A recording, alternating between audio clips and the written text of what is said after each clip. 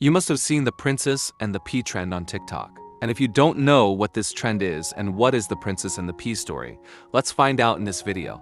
So first, let's start with the story of Princess and the Pea. So once upon a time, there was a prince who was looking for a real princess to marry.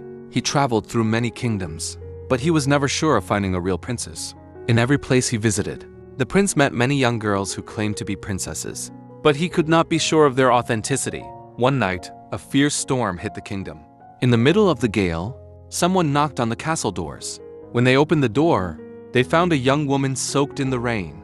She claimed to be a princess in search of refuge. The queen, skeptical about the young woman's true identity, decided to subject her to a test to check if she really was a princess.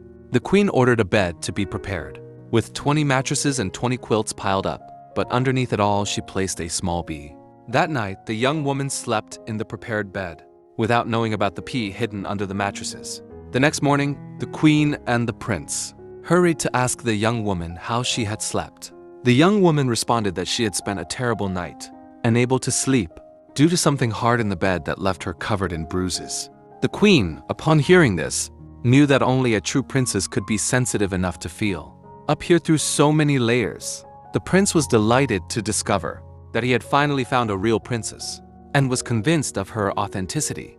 The prince and the young princess were married in a grand ceremony, celebrating the meeting of true royalty. The pea was kept in a museum of the kingdom, as a symbol of the test passed and the confirmation of true nobility. And so they lived happily ever after. So this is the story of Princess and the Pea. Now talking about the TikTok trend.